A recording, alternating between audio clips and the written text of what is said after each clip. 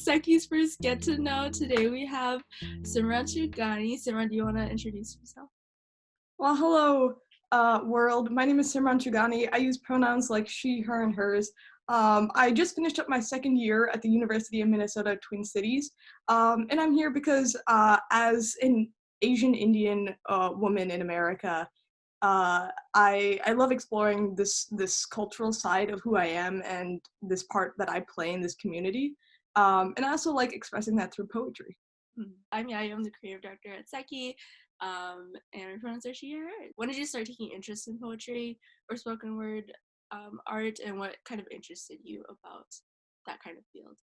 Yeah, so it was around this time last year. So it was like relatively recent in my life. But the reason that I started was because I was really angry with my mom. Mm. And poetry became this way to just kind of like unpack that and process this anger. And basically what happened, and I've talked about this with my mom since then, but basically what happened is that she called me out and, I was talking about a lot of the issues that face Asian American communities and just like the microaggressions and naked forms of racism that are just so apparent in daily life that a lot of people just like brush over. A lot of people, I don't want to say a lot of people, but like my parents, I've seen them just kind of generalize and kind of label this kind of microaggression, this kind of inadvertent racism as like the American dream tax. Like the kind of thing that is people just like expect to pay for being in this country and for looking like this. And I think being a second generation immigrant and the daughter of an immigrant family, I think that's really pushed me to just kind of realize what's like the state of the United States, and it's made me fight to have the audacity for equality. And so like going back to the question, I think the thing that really angered me with my mom is she kind of like looked at me and said, Simran, you're being too sensitive. Like, what, racism doesn't exist anymore. Like, it's not affecting us.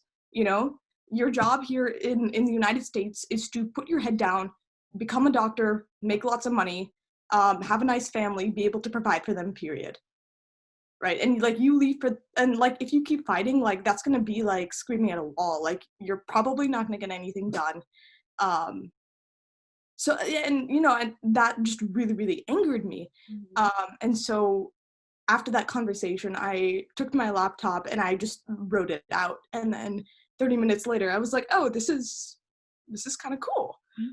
And so I kept going with it. And that poem turned out to be a poem that I performed later on called Speak Up. It's on my YouTube channel, so plug. Can you share some of like your artistic influences and like what kind of keeps you inspired and like passionate for what you do? You kind of already touched on it, but just to expand more on the art piece of it. Yeah. I just spend so much of my free time like watching poetry, and there are so many good like YouTube channels, and so like I said, I'm still like very new into the poetry scene, and so I don't have one particular artist that I always like is my go-to, but there's a poem titled Here by Aman Batra, and she is an amazing, outspoken Indian American artist, and like her poetry and just listening or like subscribing to channels like Right About Now or like Open Mic or stuff like that, or Hours Poetica. Sarah Kay is a legendary writer, and even going back to the OGs. I mean, you have Maya Angelou, Lucille Clifton. Just they use words and they warp words in such a beautiful, cohesive, artistic way that also like delivers such a profound and articulate message that just becomes so relevant. So yeah, just literally poetry is beautiful and it means different things to different people. So I think everyone has a unique sense to how to express their emotions and their story through poetry.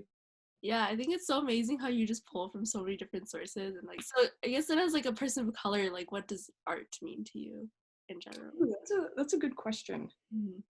To me, art is the way that I express love. And I don't think that this is necessarily isolated to being a person of color, but just personally, I don't have many forms of love, and my mom calls me out on this. Like, I I'm not a big hugger, and I I'm a very like I'll run away from like cheesy sayings and stuff like that. Mhm. But art and poetry specifically allow me a way to express the kind of love I have for the people that I love and the community that means the most to me. And I think as a person of color, specifically, I I have a hard time kind of like finding this balance between like fighting and love, because a lot of the time fighting for your community is a way of expressing your love, Mhm. you know. And through art I'm able to fight but also do it in a way that um I find lovely, you know, in a way that like allows me to express this love while also advocating and being unwaveringly adamant to what I'm saying Yeah. and what I'm saying it to. What advice would you give to another youth or person kind of wanting to pursue spoken word and like speaking out and articulating the issues that are like within their minds or just within the world? Again, to be quite honest, there's very little in this world that I know, especially in the world of spoken poetry. This is something that is still very new to me, and more often than not is just a way for me to express my emotions, unpack my emotions, process my emotions. And you know, if it turns out to be something cool, and you know, if it turns out to like, I don't know, just make me smile at the end of the day, then like that's all I can ask for. So going back to your question, if there's one piece of advice, I would say just try writing, because sometimes it turns out really, really unexpected in such a good way. What defines you and what makes you confident? What defines me is being able to speak in front of large crowds, and not that like it's that action that defines me, but I think something that is really core to who I am is being able to use rhetoric in a way that inspires me, Mhm. um, and being able to have and find my voice and find the power in the words that I use, you know. And I think something that I really take pride in is being able to do just that, being able to intentionally use words and write words to convey a very powerful message and then share that with the rest of the world.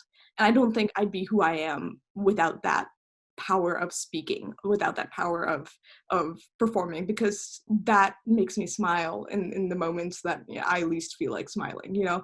That gives me so much inspiration to see that like people like me, other college students are doing the same. And you know, I am doing that, like being on a stage with a microphone and sharing my voice and through my medium and you know through this unique way. So What is something you had to realize about yourself in order to grow and continue growing?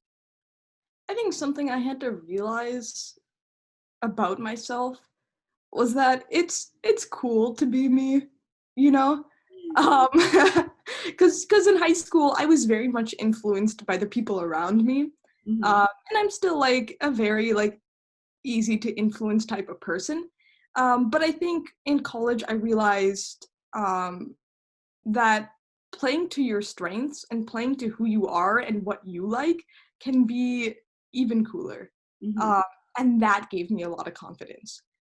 Just kind of like going 110% into who I am, into who I enjoy, into my history and how I got here, my parents' history, my grandparents' history.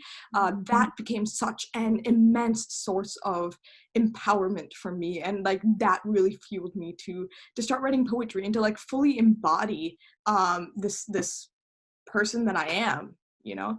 Mhm. Um, and that allowed me to, I think, grow the most. What have you been doing throughout quarantine? What has been like your time wasters, whatever? I've been baking banana bread. Wow, you're a baker. That's so cool. I wouldn't go so far as to say that, but like my mom eats what I make, so I'm proud. Yeah. Um, I've been seeing so many different types of breads lately. yeah. You've been exploring that, or is it just been banana bread? Okay, so far it's just been banana bread. But I did make a really nice lemon loaf the other day. Lemon loaves are good, y'all. Like if you haven't tried a lemon loaf, You haven't lived yet. Yes, Simran, thank you so much for coming today to SEKY's Get to Know. Really appreciate you for just being a part of the community and being here to talk to us today. I really appreciate the opportunity. It's such an honor to have this platform. So thank you for doing this, and happy Asian American Pacific Islander History Month to everyone out there. So